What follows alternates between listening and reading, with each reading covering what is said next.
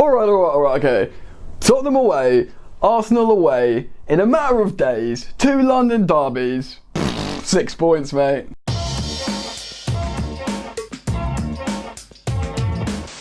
Hey, what's going on, people? Welcome back to Football Therapy with me, your host Jan. I hope you lot are doing alright. Like I said, as per usual, when we win, if you're a Chelsea fan, odds are you're doing alright. Welcome to the match review of Chelsea's 2-1 win away at the Emirates. Mikel Arteta's first game at home as Arsenal manager, and yes, Chelsea come from behind to win 2-1. Superb and delicious scenes indeed. If you are new to Football Therapy, make sure you do subscribe to the channel, hit the bell notifications icon, like the goddamn video. Right, let's get into it. Alright, I want to talk about what happened through the game. I'm going to take you through a journey and tell you what won, so let's open the analysis screen. Right next to me is the who scored, match center for statistics, lineup and all that kind of stuff. Right then, Frank Lampard went for the 3-4-3, and in theory, although this was really poor last time out against Southampton in the first half, Kovacic was back in, Mason Mount was starting. It's against 4-2-3-1 like Tottenham was away. In theory, you'd think this is going to work. It's going to be a lot better, right? Wrong. It was really bad. Arsenal are all over Chelsea in the first 10 minutes. Chelsea can't get to the ball to any of their forwards, and they look unsettled. Arsenal have obviously got the feel-good factor, but tactically, Arsenal were on top. Now, after actually quite a promising looking Chelsea set-piece routine where they cut the ball back and do a few bits and nearly score, Arsenal go up the other end and score. It's after a corner, there's a glancing header of the ball, and Aubameyang gets away from Emerson, the left wing back at the time, and scores what is a lovely header. And I'm going to say it now, credit when credit's due, Aubameyang for Arsenal was amazing this game, or at least until he got completely gassed. Obviously he scored that goal, it was a great goal, but he was amazing defensively, he was mobile, he was playing on the flank, he was getting back, he was by far and away Arsenal's best player. And although I want to wax lyrical about Chelsea and how well Chelsea have done, he really deserves a mention on their part. I mean, David Luiz was pretty good as well, but Aubameyang was excellent. Right, let's get into the good stuff. To be honest, in my notes, the good stuff doesn't come for like a little while. Here's me writing, Arsenal are making all the positive moves in the opening 20 minutes. Against Tottenham, it felt like Chelsea had an extra man. In this game, it feels like Chelsea have one less man.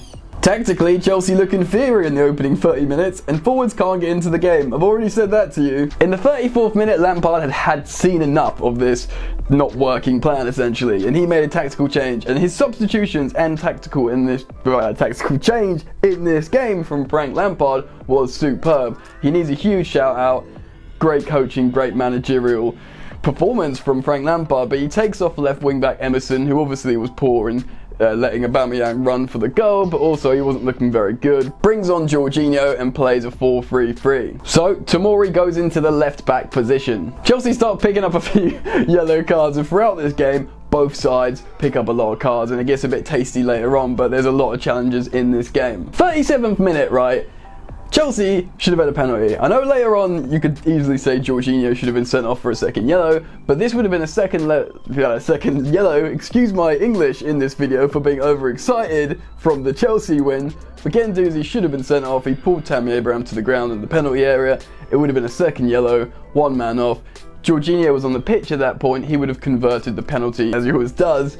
And then it's 1-1 at half-time, and Arsenal have 10 men. Although Chelsea look better in the new shape, it becomes a bit scrappy, and they come into the game a bit more, but not enough, and the half-time whistle comes, 1-0 Arsenal. Chelsea start the second half better with no changes at the break, but they start getting into it more and more the first sort of 5 minutes, the first sort of 10 minutes, they look brighter and brighter. And it's the 59th minute, Frank Lampard takes a risk that had pretty much everyone scratching their heads. We all know about the youngster Lamptey, who's highly rated, who's on the bench today as a conventional right back. Reece James is obviously injured. He comes on for Tomori, who's not doing the best at right back for a conventional right back footballer, essentially. And he plays really well in this game, so big ups Lamptey. Apparently PSG have been chasing him and are really interested in him, but hopefully they can go away. 70th minute is a really interesting one. Kovacic comes off for Callum Hudson-Odoi. So obviously Mason Mount drops from the left wing into the midfield, more creativity, and Hudson-Odoi goes onto the left wing, who's been not playing great at late. He's been making mistakes. He did make a couple in this game, but generally Hudson-Odoi was very positive in this game and had loads of quite a lot of positive effect on that left wing. The game is becoming really spiky, and although Chelsea are in the ascendancy towards the latter stages of the game, it does look like it might not happen for them, and it just might look like it might be fouls, arguments, fights, and no more goals. Until, of course, there's a goal. 84th minute, Jorginho. Okay, poor from Leno after a set piece. He needs to get a hand to it, and really, Jorginho's just running in behind and is a tap in. It's an easy goal, and this is after the, you could make an argument Jorginho should have been sent off at this point, but so could Guendouzi. It was poor officiating. Maybe, Karma leveled things out. Jorginho makes it even, and you think, right, Chelsea can go and win this now. And minutes later, the 87th minute, Chelsea do some defending in their own half, because although they're in the ascendancy in this game, when Arsenal break, they do look lethal, because obviously they're a good attacking and also counter-attacking team. Chelsea break forwards themselves. It's Mount on the left, Tammy down the middle, Willian on the right. Tammy's carrying the ball, he plays it to Willian, the pass looks overcooked, but Willian gets the ball, cuts it back, Tammy Abraham finishes between Bert Leno's legs. Absolute scenes. 2-1 in the 87th minute to Chelsea. Now, there are 7 minutes stoppage time from this game due to a collision between Antonio Rudiger and Mustafi. So there's a lot of stoppage time, but Chelsea are very professional. They take the ball to the corner. They actually have a chance to score again, where Tammy really should have passed it to Willian, but he's a striker, through on goal, he's going to score. I mean, he thinks he's going to score. He didn't score. And that's it. Chelsea win 2-1.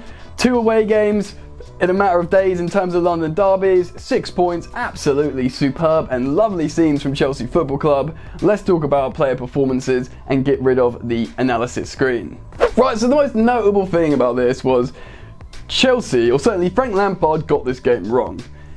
I mean, you could say maybe he didn't know much about Mikel Arteta and what he was going to do, but it was a 4-2-3-1 and it didn't work. Jody Morris got in his ear and said, look mate, this is not working, Frank, we've got to change it. And they did change it. It didn't take them long to do the tactical change, and all substitutions ever since that tactical change were correct. Moving Tomori over while he had to go, and then, Azpilicueta moving over, bringing Tomori off for Lamptey. It was all kind of, I don't want to say a stroke of genius because it was a conventional fullback coming on, but it absolutely worked. Even Hudson-Odoi offered something completely different. Sure, you can tell there's these moments that demonstrate a lack of confidence still, but generally, it was superb from coach Frank Lampard, and Chelsea rallied and never gave up. Jorginho, although a little bit naughty with his challenges, he changed the game as well. He's commanding. Chelsea were desperate for that on the pitch. He told people where to go. He got on the ball more. He started passing between the lines, getting people playing between the spaces. And really, Arsenal couldn't cope with that, and as soon as that change was made, they were defending deep, and Chelsea just made the combinations necessary, scored the 2 goals, didn't give up. Chelsea see it through, they get all 3 points away at the Emirates Stadium, just as they did away at Tottenham. Sorry, I had to say it again. Right, what does this mean? Well, Chelsea have a 4-point cushion now in the top 4. To be honest, so many of these home losses are really frustrating against lower league opposition, but it doesn't make up for it, these away performances, but it does demonstrate what they've got, because Arsenal weren't terrible in that game. Sure, they made poor decisions, as did Chelsea. Arsenal started really well. Chelsea's heads could have dropped, but they do have a touch of the never die Chelsea attitude in them, and that's really important. Frank Lampard would have instilled that. If they can just beat a few more lower league table teams at home, they would be so comfortably in the top 4 right now. Who knows, maybe they'll get a much more up for the derbies at Stamford Bridge, because they know how important it is.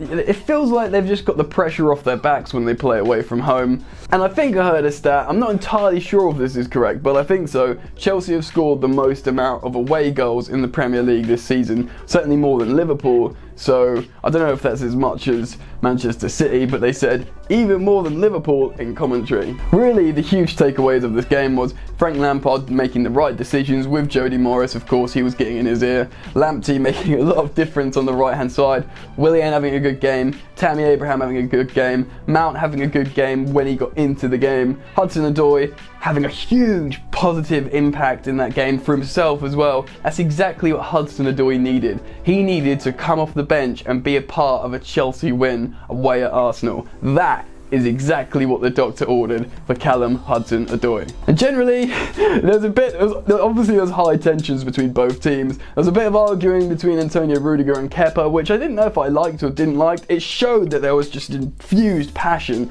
I'd much rather see two players arguing a bit than being passive and shrugging shoulders. Do you know what I mean? So generally, emotions are on high, passions are high. Superb win for Chelsea Football Club away at the Emirates. Frank Lampard against Mikel Arteta puts Chelsea in a good spot for the new year. They're in the top 4. Moving into 2020, they're in the knockout stages of the Champions League, and everything is looking rosy. Anyway, what do you think? Get down in the comments, let me know your thoughts and opinions on the game and player performances. If you've enjoyed this video today, please do like the video, and remember to subscribe to Football Therapy if you are indeed new to the channel, and you can follow me on social media at Football Yannick on both Instagram and Twitter. That's it from me, guys. You lot enjoy the football. I will see you later. You ain't so tough with that bad boy tuck. I'ma get it how I'm living, I'ma walk the walk. Outline my lines, I rap through thought. Body bag the verse, outlined in chalk. In my life seen trouble, hustle on the double. Silence on the trigger like my pick got a muzzle. Yo chick like to guzzle, bad boy stay in trouble. I only love this paper, sorry I don't. I love me bitch.